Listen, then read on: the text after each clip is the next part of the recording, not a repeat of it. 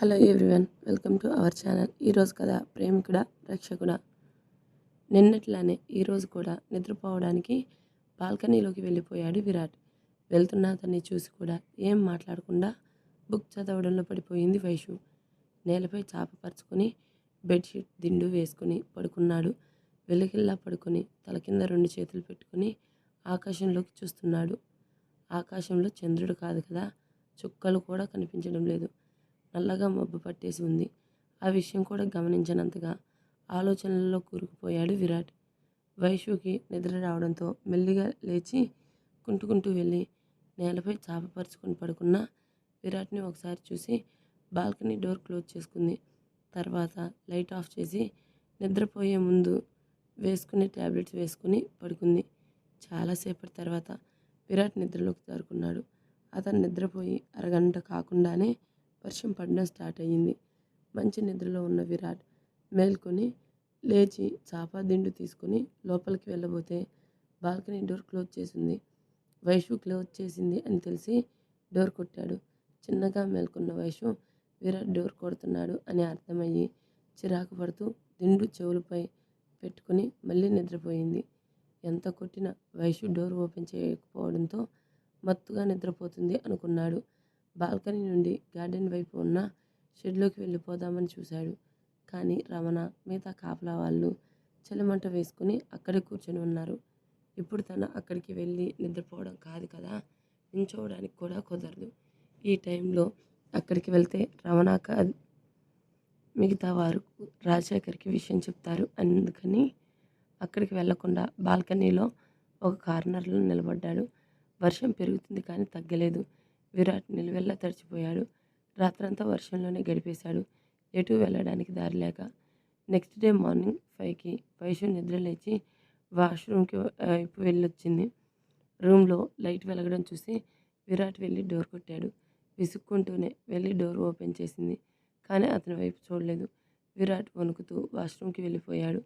వేడి నీళ్ళతో తలస్నానం చేసి డ్రెస్ తెచ్చుకోకపోవడం వల్ల ఒంటికి టవల్ చుట్టుకొని ఇంకొక టవల్తో తల తుడుచుకుంటూ బయటికి వచ్చాడు. టవల్తో వస్తున్న విరాట్ని చూసి మొహం తిప్పుకొని డ్రెస్ వేసుకొని రావాలని తెలియదా, కావాలని ఎక్స్పోజింగ్ చేస్తున్నావా అంటూ చిరాకు పడింది వైషు. సారీ, కంగారులో డ్రెస్ పట్టుకెళ్ళడం మర్చిపోయాను అన్నాడు. ఇప్పుడేం కొంపలు మునిగిపోయాయి అని కంగారు అని విరాట్కి వినపడేలా గొనుక్కుంటూ బెడ్పై కూర్చొని బుక్ ఓపెన్ చేసింది. విరాట్కి వైషు గొనుగుడు వినిపించినా పట్టించుకునే పొజిషన్లో లేదు. కబోర్డ్లో బట్టలు తీసుకుని వాష్రూమ్కి వెళ్ళి వేసుకొని వచ్చి తన దగ్గరున్న చిన్న బ్యాగ్ తీశాడు. అందులో నుంచి ఒక ఇంజెక్షన్ తీసుకొని తన చేతికి వేసుకున్నాడు. విరాట్ ఏం చేస్తున్నాడు అని ఒక పక్క చూస్తూనే మళ్ళీ నాకెందుకని బుక్ చదవడంలో పడిపోయింది. ఇంజెక్షన్ వేసుకున్న తర్వాత బ్యాగ్ లోపల పెట్టేసి ఒక బెడ్షీట్ తీసుకుని సోఫాలో ముడుచుకొని పడుకున్నాడు. బెడ్షీట్ కప్పుకొని అతని వైపు ఒకసారి చూసి మళ్ళీ మొహం తిప్పుకుంది వైషు. విరాట్ ఇంజెక్షన్ వేసుకున్నా అతనికి ఫీవర్ వచ్చేసింది. మార్నింగ్ 9 అయినా విరాట్ కదలకుండా పడుకున్నాడు. అతన్ని చూసి అనుమానం కలిగింది వైషుకి.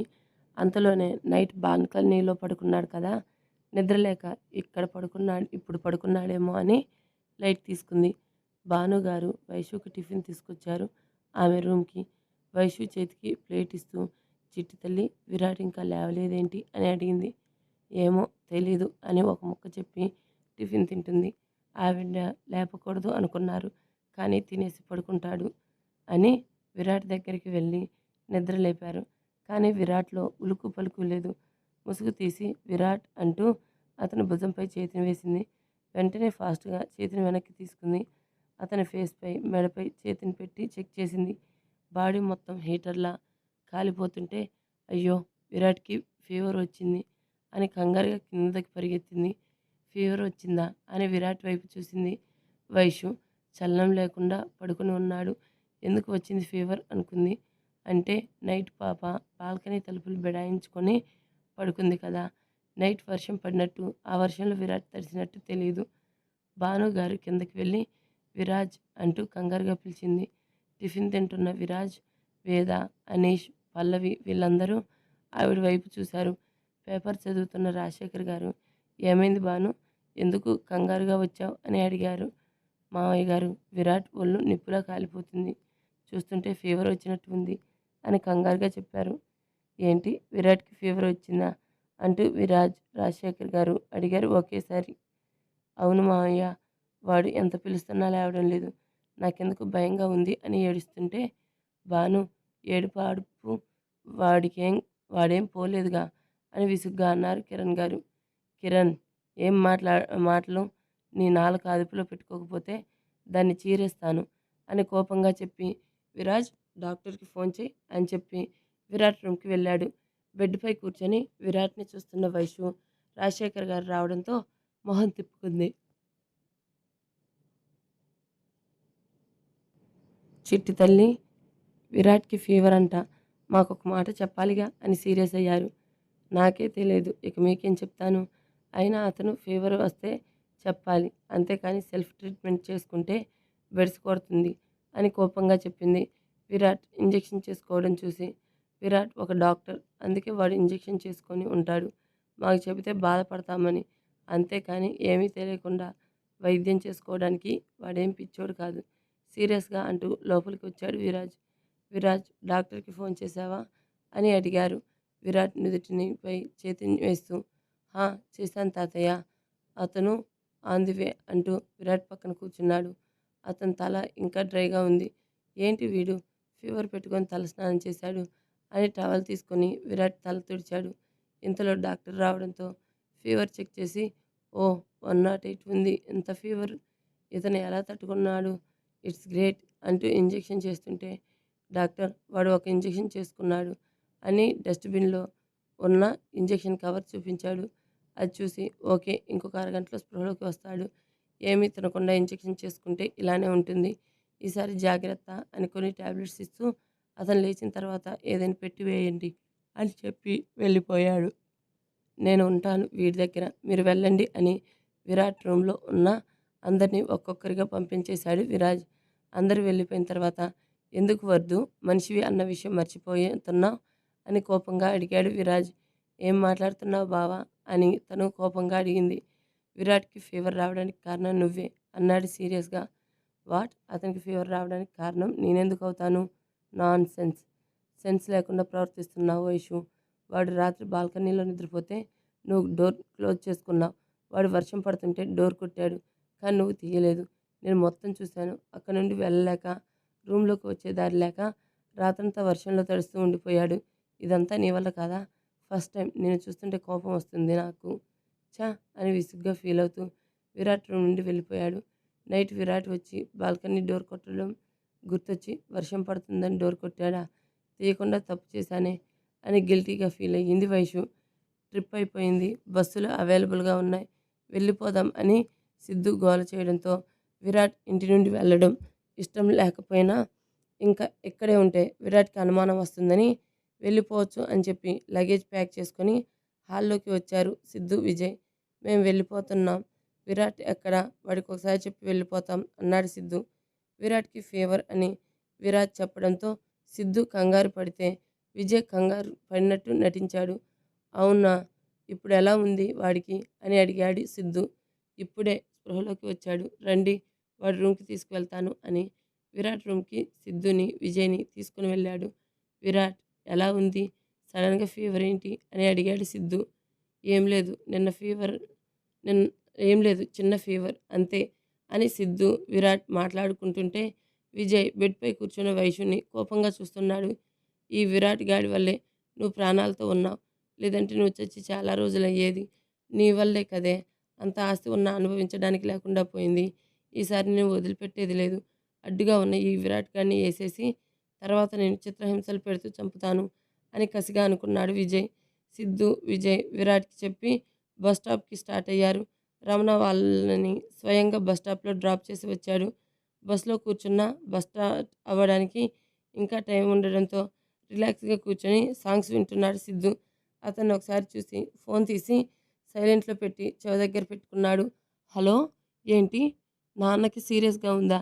ఏ హాస్పిటల్? అంటూ కంగారుగా మాట్లాడుతుంటే ఫోన్ ఆఫ్ చేసి విజయ్ వైపు చూశాడు సిద్ధు. విజయ్ ఫోన్ మాట్లాడడం పూర్తయిన తర్వాత ఏమైంది విజయ్ అని అడిగాడు సిద్ధు. మా నాన్నకి సీరియస్‌గా ఉందంట. నేను వెళ్ళాలి అన్నాడు. అవునా? నేను వస్తాను. అంటున్న సిద్ధు మాటలకి కంగారు పడుతూ, వద్దు నువ్వెళ్ళిపో. ఇద్దరం ఎందుకు? పైగా మేనేజర్ తిడతాడు. నువ్వెళ్ళి నాకు లీవ్ అప్లై చెయి అని కదులుతున్న బస్ నుండి దిగేశాడు విజయ్. సరే విజయ్, టెన్షన్ పడకు. మీ నాన్నకేమీ కాదు. జాగ్రత్త. ఏదైనా అవసరమైతే కాల్ చేయడం మర్చిపోకు అని విజయ్ కనుమరుగయ్యే వరకు చెప్పాడు సిద్ధు. సిద్ధు వెళ్ళిన తర్వాత ఊపిరి పీల్చుకొని ఇప్పటినుంచి నాకు ప్రతి క్షణం విలువైందే అనుకుని విరాట్ వాళ్ళ ఊరికి దగ్గరలో ఉన్న ఊర్లో లాడ్జ్ బుక్ చేసుకున్నాడు. అక్కడ సౌకర్యాలు పెద్దగా లేకపోయినా ఇప్పుడు తనకి ఇదే ఆప్షన్ కాబట్టి భరించలేక తప్పదు అని అనుకున్నాడు. సిద్ధు, విజయ్ వెళ్ళిన తర్వాత భానుగారు విరాట్‌కి జ్యూస్ తీసుకొచ్చి ఇచ్చారు. అది తాగి టాబ్లెట్ వేసుకున్నాడు. ఫీవర్ వస్తే చెప్పొచ్చు కదా కన్నా! నువ్వు కళ్ళు తెరవకపోతే ఎంత భయం వేసిందో అని కన్నీళ్లతో అన్నారు భానుగారు. సారీ అమ్మా, తగ్గిపోతుంది అనుకున్నాను. మీరు కంగారు పడతారు అని చెప్పలేదు అన్నాడు. సరే రెస్ట్ తీసుకో అని తలనిమిరి వెళ్ళిపోయింది ఆవిడ. ఆవిడ వెళ్ళిన తర్వాత వైషు విరాట్ వైపు కోపంగా చూస్తుంది. ఇప్పుడు ఎందుకు కోపంగా చూస్తుంది అనుకుని తలనొప్పిగా ఉండడంతో పడుకుండిపోయాడు విరాట్. బాల్కనీ రైలింగ్కి ఆనుకుని ఆలోచిస్తూ కనిపించాడు విరాజ్. అతని దగ్గరికి వెళ్ళి ఏమైందని అని అడిగింది వేద. విరాట్ గురించి ఆలోచిస్తున్నానురా. వాడు నా దగ్గర ఏదో దాస్తున్నాడు. వాడికి వర్ధు గురించి తెలిసి ప్రేమించాడు. మరి ఎందుకు ఆ ప్రేమ బయట పెట్టడం లేదో అర్థం కావడం లేదు అన్నాడు. మీరే అన్నారు కదా ప్రేమ ఉందని. ఎవరు తమ ప్రేమను వదులుకోవాలి అనుకోరు అంది వేద. నీకు వాడి గురించి తెలియదు వేద. వాడు అందరిలాంటి వాడు కాదు. వాడికి స్వార్థం అనేదే ఉండదు తెలుసా. చిన్నప్పటి నుండి వాడి కోసం కాకుండా మా గురించి ఆలోచించేవాడు. వర్ధు వాడి ప్రేమని అర్థం చేసుకుంటే బాగున్నురా. వాళ్ళిద్దరూ ఒకటవుతారు. నాకు ఆ నమ్మకం ఉంది. మీరు కూడా ఉంచండి అంది వేద. విరాజ్ వేద చీర తప్పించి ఆమె పొట్టపై ముద్దు పెడుతూ, నీ కోసం ఈ డాడీ వెయిట్ చేస్తున్నాడురా. తొందరగా బయటికి వచ్చేయి మై బేబీ అంటూ ముద్దులు పెడుతుంటే, ఏంటి ముద్దులన్నీ నీ బేబీకే, మరి నాకేం లేవా అని అడిగింది. ఎందుకు లేవు, ఎన్ని కావాలంటే అన్ని అంటూ వేదాన్ని ఎత్తుకొని బెడ్రూమ్లోకి తీసుకెళ్ళాడు. బెడ్పై కూర్చుని ఉన్న పల్లవి పక్కన కూర్చున్నాడు అనీష్. నిన్న నైట్ వర్షం వల్ల కంట్రోల్ తప్పి ఇద్దరూ ఒకటయ్యారు. ఇప్పుడు ఒకరినొకరు ఫేస్ చేయాలి అంటే కొంచెం షై ఫీలింగ్ కలుగుతుంది వాళ్ళకి. తలదించుకొని కూర్చుని ఉన్న పల్లవి చేతిని మెల్లిగా పట్టుకొని, సారీ, అది అది నైట్ కంట్రోల్ తప్పాను అంటుంటే, సారీ చెప్పడం దేనికి, ఎప్పటికైనా నేను మీలో కలిసిపోవాల్సిందే కదా మెల్లిగా అంది తలదించుకొని. పల్లవి మొహం దోసిల్లోకి తీసుకుని, పెయిన్ ఏమైనా ఉందా, ఉంటే చెప్పు, హాస్పిటల్కి తీసుకువెళ్తాను అన్నాడు బిడియంగా. లేదు అని తల అడ్డంగా ఊపింది. పల్లవిని గుండెలకి హత్తుకొని, మన లైఫ్లానే విరాట్ వర్ధు లైఫ్ కూడా సెట్ అయితే బాగుంటుంది కదా అన్నాడు. అవును, కానీ అది కుదరదు. వైషుని చిన్నప్పటి నుండి చూస్తున్నాను. తను చాలా మొండిది అంది. ఎంత మొండి వాళ్ళైనా ప్రేమకు లొంగక తప్పదు. విరాట్ మౌనంగా ఉండకుండా వైషుకి తన ప్రేమను చూపిస్తే బాగుండు అనుకున్నాడు. అమ్మ, వీళ్ళు కూడా కలిసిపోయారు. వైషు విరాట్ ప్రేమను ఎప్పుడు అర్థం చేసుకుంటుందో ఏమో. హాస్పిటల్లో కనకం డాక్టర్ పేకపై కత్తిపెట్టి, నీకెంత ధైర్యం ఉంటే ఇన్ని రోజులు వైద్యం చేసి ఇప్పుడు నా కొడుకు కోమాలోకి వెళ్ళిపోయాడు అంటావా అని భద్రకాల్లా ఊగిపోతూ అడిగింది. డాక్టర్ కనకంని చూసి బిక్క చచ్చిపోతూ, నేనేం చేస్తాను మేడం, అవతల వ్యక్తి కొట్టిన దెబ్బలు అలాంటివి, దానికి నన్నేం చేయమంటారు అని భయంగా అన్నాడు. నువ్వేం చేస్తావో తెలీదు. నా కొడుకు కళ్ళు తెరవాలా, లేదంటే నీ పేక తెగిపోతుంది. కోమాలో ఉన్న మనిషి ఎప్పుడు కళ్ళు తెరుస్తాడో చెప్పలేం మేడం. నన్ను వదిలేయండి, భార్య పిల్లలు ఉన్నవాణ్ణి అని అతను బ్రతిమలాడుతుంటే, కనకం అతన్ని వదులు అని కత్తి లాక్కున్నాడు రుద్రరాజు. బ్రతికించాడు. థ్యాంక్ యూ సార్ అని అక్కడి నుండి పరుగెంతుకున్నాడు డాక్టర్. నీ ఆవేశం డాక్టర్పై కాదు, నీ కొడుక్కి ఈ పరిస్థితి తీసుకొచ్చిన వాడిపై చూపించు. వాడిని వదిలేస్తాను అనుకున్నావా? వదలను. వాడిని దాన్ని ఇద్దరిని చంపేస్తాను. నా కొడుకు హాస్పిటల్లో మంచంపై పడి ఉంటే అది సంతోషంగా పెళ్లి చేసుకుంది. దాన్ని చిత్రహింసలు పెట్టి చంపుతాను అని కసిగా అనుకుంది. నువ్వు చేసేది నువ్వు చేయి, మేం చేసేది మేము చేస్తాం అని రుద్రరాజు, గజపతి సైగ చేసుకొని నవ్వుకున్నారు. నైట్ బాల్కనీలోకి వెళ్తున్న విరాట్ని చూసి ఆగు అని అరిచింది వైషు. వైషు వైపు అయోమయంగా చూస్తుంటే, ఏంటి ఈరోజు కూడా బాల్కనీలో పడుకొని నన్ను నానా మాటలు అనిపించాలి అని ఫిక్స్ అయ్యావా అని కోపంగా అడిగింది. నేనెందుకు అలా చేస్తాను అని అయోమయంగా అడిగాడు. ఏం నటిస్తున్నావు? నీ నటనకి ఆస్కార్ ఇచ్చిన తక్కువే. అందరి ముందు మంచిగా ఉంటున్నావు, కానీ నువ్వు ఒక కన్నింగ్ పర్సన్వి. అని ఎవరికీ తెలియదు. నిన్ను తెగ పొగిడేస్తున్నారు. ఇప్పుడు ఏమైంది వద్దు? నా కర్మ కాలింది. నిన్ను పెళ్లి చేసుకున్నప్పటి నుండి. ఇక్కడే సోఫాలో పడుకో. నువ్వు బాల్కనీలోకి వెళ్ళి అందరి చేత నన్ను మాటలనిపించకు అని కోపంగా చెప్పి బెడ్‌పై అటు తిరిగి పడుకుంది. మార్నింగ్ ఏదో జరిగి ఉంటుంది అనుకోని సోఫాలో కంఫర్ట్ లేక నేలపై దుప్పటి పరుచుకొని పడుకున్నాడు. 2 రోజుల్లో వైషు, విరాట్ కోలుకున్నారు. ఈ 2 రోజులు విరాట్, వైషు రూమ్ దాటి బయటికి రాలేదు. వైషు చేదరింపు చూపులు, కోపపు మాటలకి విరాట్ మౌనంగా భరించేవాడు కానీ ఆమెను ఒక్క మాట అనేవాడు కాదు. 2 రోజుల తర్వాత వైషు తన రూమ్ దాటి కిందకి వెళ్ళింది. చిట్టి తల్లి కాలు బాగైందా అని అడిగారు రాజశేఖర్ గారు. పర్వాలేదు అని పెడసరంగా సమాధానం చెప్పింది. చిట్టి తల్లి నీకు వంట చేయడం వచ్చా అని అడిగారు భానుగారు. వచ్చు. దేనికి? ఏదైనా రెస్టారెంట్ ఓపెన్ చేసి అందులో నన్ను కుక్‌ని చేస్తారా అని వెటకారంగా అడిగింది. లేదురా అని నవ్వి పెళ్ళైన ఈ ఇంటి కోడలు వంట చేసి భర్తకు పెట్టాలి. అది మొదటి రాత్రి తర్వాత చేయాలి. కానీ నీకేమో కాలికి గాయమైంది. అందుకే ఇప్పుడు నువ్వు విరాట్‌కి వండి పెట్టాలి. మొన్న పల్లవి మీ అన్నయ్యకి వండింది అన్నారు. ఉష్షో! వంట వచ్చని అనవసరంగా చెప్పాను. ఇప్పుడు ఇతగాడికి వండి పెట్టాలా అని విరాట్‌ని కోపంగా చూస్తూ మనసులో తిట్టుకుంది. వైషు ఫేస్ చూసి అమ్మా ఎందుకు ఆల్రెడీ 2 రోజులు అయిపోయాయి కదా వదిలేయ్ అన్నాడు విరాట్. వైషు హమ్మయ్య అనుకుంది. ఏంటి మరిది గారు మా చెల్లి వంటగదిలో కష్టపడ్డం చూడలేరా అని అల్లరిగా అడిగింది వేద. వదినకి ఇలా అర్థమైందా? మేడం గారిని చూస్తుంటే నన్ను చంపేసేలా చూస్తుంది అనుకున్నాడు. ఒక్కరోజే విరాట్‌ని భార్య ఏమీ అరిగిపోదు అని నవ్వుతూ చెప్పారు భానుగారు. ఇప్పుడు వండి పెట్టకపోతే నష్టమా? భాను ఇప్పుడే చిట్టి తల్లి కోలుకుంది అని కోపంగా అడిగారు జ్ఞానగారు. నాయనమ్మ వద్దు వండడం ఇష్టం లేదా? లేదంటే విరాట్‌కి వండడం ఇష్టం లేదా? అని సూటిగా అడిగాడు విరాట్. నువ్వు మాట్లాడకు విరాట్ పెద్దవాళ్ళ విషయంలో అంది జ్ఞాన. విరాజ్ అన్నట్టు నిజమే అంటున్నది నిజమేనా అని అడిగారు రాజశేఖర్ గారు. లేదు విరాట్‌కి వండి పెడుతుంటే నేనెందుకు వద్దంటాను అని తడబడుతూ చెప్పింది. అలా అయితే నువ్వు పిల్లల విషయంలో జోక్యం చేసుకోకు. ముఖ్యంగా విరాట్, చిట్టి తల్లి విషయంలో అని సీరియస్‌గా చెప్పారు. విరాట్ వైపు ఒకసారి చూసి విసురుగా ఆవిడ రూమ్‌కి వెళ్ళిపోయారు. రా చిట్టి తల్లి అని కిచెన్‌లోకి తీసుకెళ్ళింది వైషుని. నువ్వు విరాట్‌కి వండి పెడితే చాలు అంటూ వంటకు కావాల్సినవి చూపించింది. నా చేతి వంట ఎలా ఉంటుందో చూపిస్తాను కసిగా అనుకుంది. వంకాయలు తీసి గుత్తి వంకాయల సాంబార్ చేయాలి అని ఫిక్స్ అయ్యింది. వంకాయలు కట్ చేసి మసాలా రెడీ చేసుకుంది. మసాలాలో కారం ఎక్కువ వేసి కర్రీ చేసింది. సాంబార్లో పసుపు, ఉప్పు ఎక్కువ వేసింది. అన్నం మెతుకులుగా గట్టిగా ఉండేలా చేసింది. ఏంటి మరదలు వంటలు గుమగుమలాడుతున్నాయి అంటూ వచ్చాడు విరాజ్. హా మీ తమ్ముడు తిని టేస్ట్ చేసి ఎలా ఉన్నాయో చెప్పడమే లేట్ అంది కన్నింగా నవ్వుతూ. వైషు చేసిన వంటలు విరాట్ ముందు పెట్టింది. ప్లేట్లో ఒక్కొక్కటి వడ్డించింది. వైషునే వడ్డించాలి అని భానుగారు చెప్పడంతో తింటున్న విరాట్‌ని ఆపి విరాట్ తిని బాగున్నాయా అని చెప్పడం కాదు చిట్టి తల్లికి గిఫ్ట్ ఇవ్వాలి అన్నారు భానుగారు. ముందు తిని కారంతో గొంతులో గెంతులు వేయకుండా ఉండమను అని మనసులో నవ్వుకుంది వైషు. విరాట్ తల ఊపి కర్రీతో కలుపుకొని ముద్ద నోట్లో పెట్టుకున్నాడు. అంతే కారం నశాలానికి అంటింది. విరాట్ ఫేస్ చూసి అరువు నువ్వు బాధతో అరిస్తే చూడాలని ఉంది అనుకుంది మనసులో విరాట్ వైపు కోపంగా చూస్తూ. విరాట్ ఎలా ఉన్నాయి నీ భార్య వంటలు అని అడిగారు భానుగారు. కష్టంగా ముద్ద మింగి బాగున్నాయి అని చెప్పాడు. విరాట్ బాగున్నాయి అని చెప్పడంతో వైషు షాక్‌తో నోరు తెరిచింది. ఇంకొక 2 ముద్దలు పెట్టుకొని కారం తగ్గుతుందని సాంబార్ వేసుకొని తిన్నాడు. కానీ పసుపు స్మెల్‌కి కడుపులో తిప్పింది. పైగా ఉప్పు ఎక్కువగా ఉండడంతో తినలేకపోయాడు. అన్నం కూడా గట్టిగా ఉంది. కానీ వైషుని ఎవరు ఏమీ అనకూడదని కష్టంగా తిని లేచాడు. ఒక్క ముక్క కూడా మాట్లాడకుండా తినేసిన విరాట్‌ని షాకింగ్‌గా చూసింది వైషు. తిన్న తర్వాత హ్యాండ్ వాష్ చేసుకొని వచ్చిన విరాట్‌తో నీ భార్యకి ఏం గిఫ్ట్ ఇస్తున్నావు అని అడిగాడు విరాజ్. విరాట్ తన రూమ్‌కి వెళ్ళాడు. ముందుగా వాష్‌రూమ్‌కి వెళ్ళి వామిటింగ్ చేసుకొని ఫేస్, నోరు వాష్ చేసుకొని బయటకు వచ్చాడు.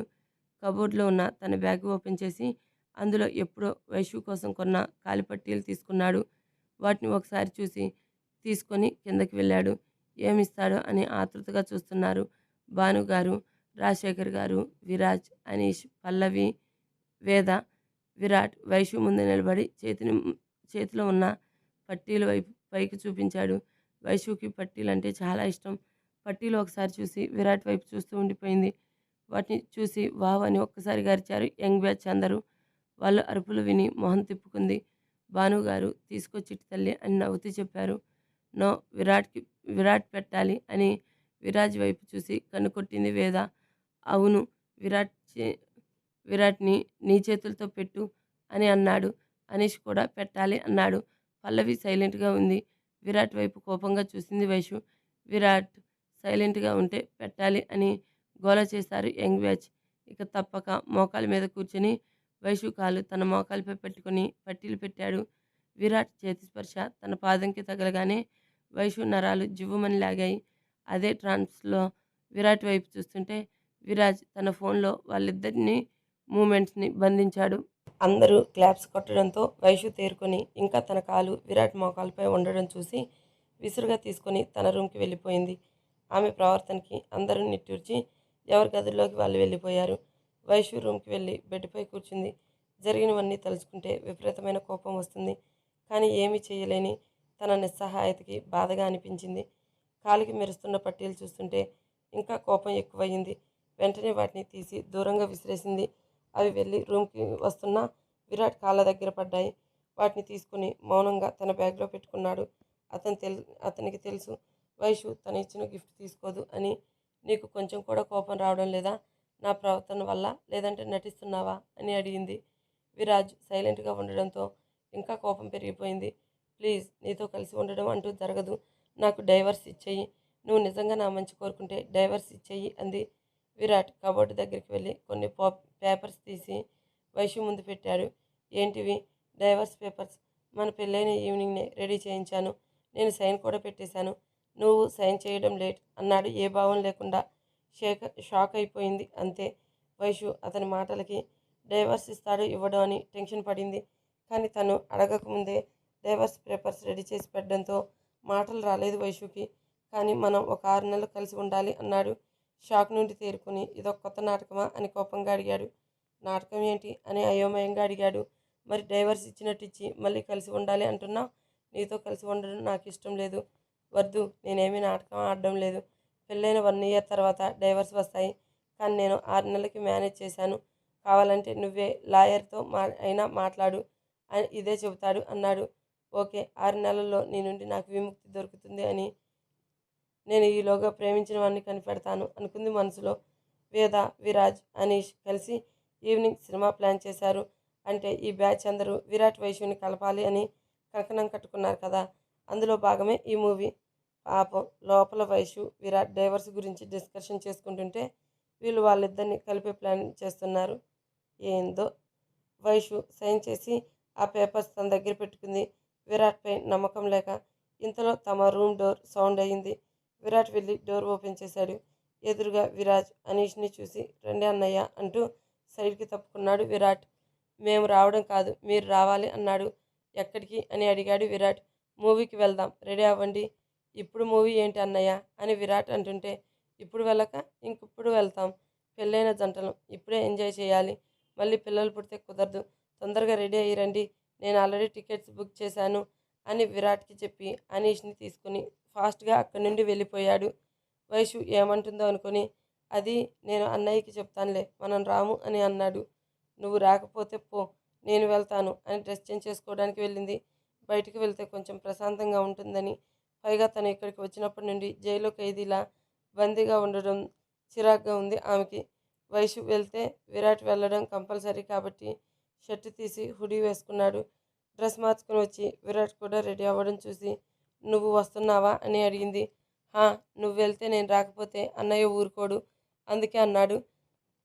కళ్ళు రౌండ్గా తిప్పి బయటకు నడిచింది. విరాట్, వైషు వచ్చేసరికి వేద, విరాట్, అనీష్, పల్లవి రెడీగా ఉన్నారు. విరాజ్, జాగ్రత్త, చీకటి పడకముందే వచ్చేయండి అన్నారు రాజశేఖర్ గారు. అలాగే తాతయ్య అని 3 జంటలు విజయవాడకి స్టార్ట్ అయ్యారు మూవీ చూడడం కోసం. మరి వైషు ఎప్పటికీ అర్థం చేసుకుంటుంది విరాట్ని తెలుసుకోవాలనుకుంటే నెక్స్ట్ ఎపిసోడ్ వినాల్సిందే. Please subscribe to my channel. Thank you.